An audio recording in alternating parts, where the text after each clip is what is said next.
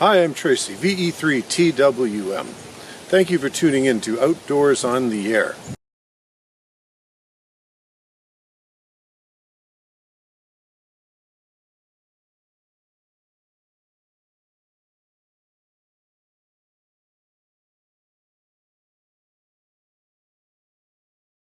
You're probably well aware of the ham radio phenomenon that is Parks on the Air, commonly referred to by its acronym of POTA. Of course, that's the practice of going out to a national, state, or provincial park and setting up a ham radio station. Those of us who do this are accustomed to quickly getting into and out of the park after making as many contacts as our equipment and conditions allow. When I made the journey to the park featured in this video, I anticipated publishing another cookie-cutter YouTube log of the ham radio highlights. But something happened on this trip that I do not often experience when I venture out. So before we get to the radio part, please take a side trip with me as I reflect upon the unexpected emotions that I experienced at the destination park. To set the stage, in mid-August of 2022, my brother and two of my nephews made the 11-hour drive from our homes to Pancake Bay Provincial Park in Ontario, Canada. This park is located on the eastern shore of Lake Superior, the largest and most northerly of North America's 5 Great Lakes. Lake Superior is a very large and impressive body of water. It's also an important passage for commercial shipping traffic, transporting natural resources from the north down to the industrial heartland of the continent. In November of 1975, an American freighter by the name of the Edmund Fitzgerald sank in Superior's frigid waters while attempting to navigate through a fierce storm. The Fitzgerald was a big boat, more than 700 feet long. To give you a sense of just how big this freighter was, imagine a 70-story building lying on its side. At that time, the Fitzgerald was one of the largest steamships plying the Great Lakes. The sinking of this ship and the loss of 29 crew members made headlines across North America. The event was further driven into the hearts and minds of Americans and Canadians when the song "The Wreck of the Edmund Fitzgerald" by Canadian folk music legend Gordon Lightfoot became an international hit.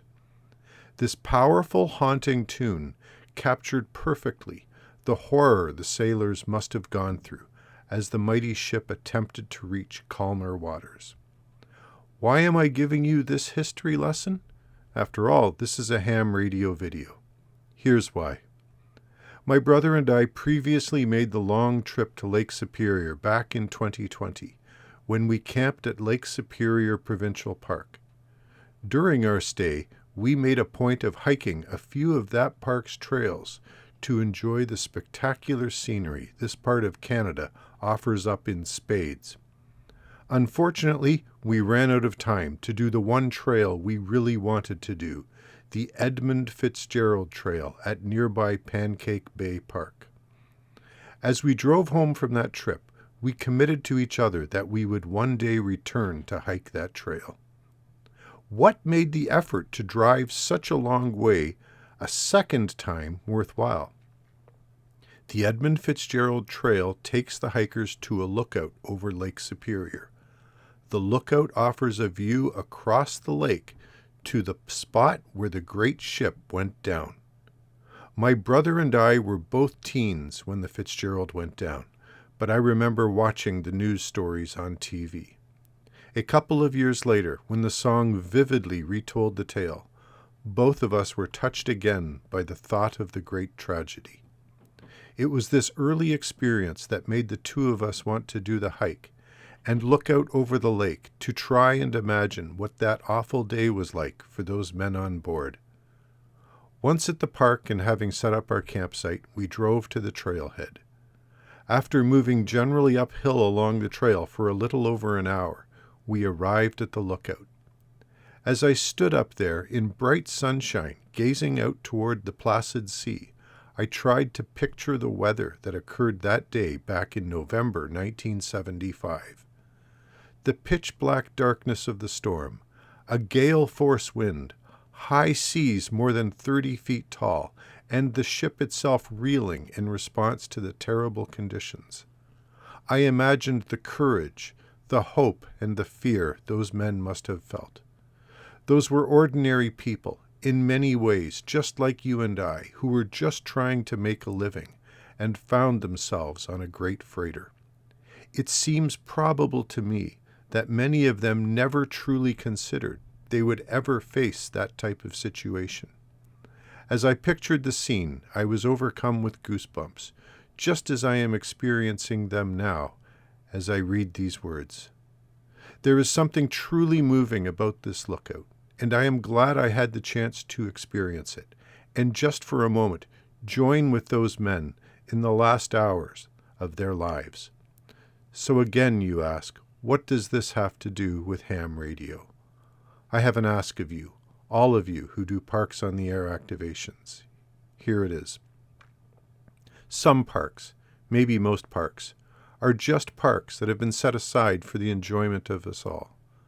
By all means, go to those parks, have a great time with the activation, then tear down and go home, or move on to the next park. But if the park you go to has a historical significance, take some time to learn the story and try to put yourself into the mindsets of the brave men and women whose actions led to the creation of the park. History is important. Honor those who laid their lives down. Those people could have been you or I in different circumstances. Once we had taken the trail, it was back to the campsite. I set up erecting my Parks on the Air station. I used my no-bug zone shelter, as even though this was mid-August, annoyingly the mosquitoes did not seem to get the memo and were still abundant. The site was cramped, too small, and with too much overhead branch bramble to put up the N9 SAB 2040 linked dipole I had brought along. Thinking outside the box, I stepped out into the roadway and with the help of my nephew was able to get the feed point up about 40 feet in a tree positioned on the side of the road midway between my campsite and the next one over. This gave me enough room to pull the ends out along the shoulder of the road and finish with the installation as a tidy inverted V, with the ends pointing roughly north and south. The rig of choice on this trip was my Yaesu FT891 set to 20 watts out. An SWR check revealed the antenna was performing well on 40 meters, so after plugging in a 10 amp hour Life PO4 battery, I started calling CQ POTA. At that point, dinner was ready, and I settled in for some classic camp food, wieners and beans. Once fed, I fired up the station and began the activation. CQ POTA, CQ POTA, CQ POTA, Victor Echo 3, Tango Whiskey Mike. Alpha Juliet 4, Tango Hotel. Please copy. Victor Echo 3, Tango Whiskey Mike. We are Park VE0336, and I have you in here at a 4 and 5 QSL.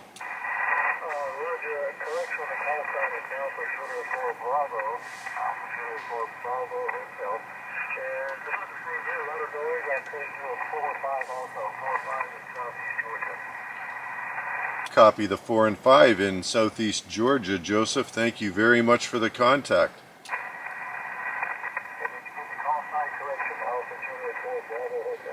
Correction, yeah, copy the call sign. Alpha Juliet 4, Bravo Hotel, QSL.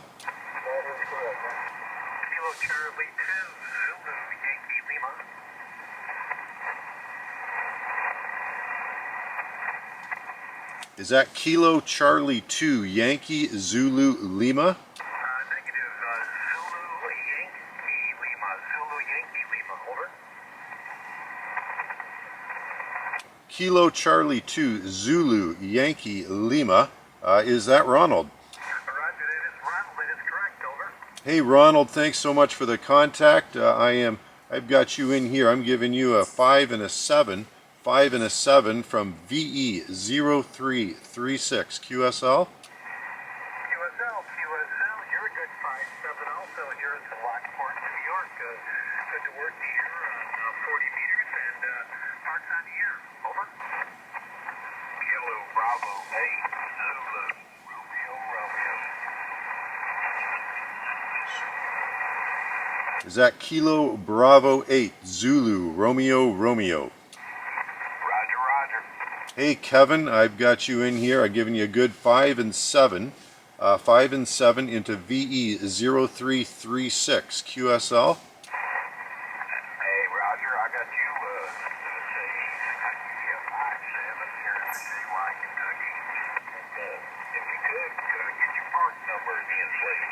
Certainly, Victor Echo 0336. Victor Echo 0336 QSL. QSL, I got it, that's John. Thanks for the late here. Hope you have a good evening. I heard you're looking for your 10 contacts. I hope you get them there. Surely you'll get them for the night's over. 73 for now, brother.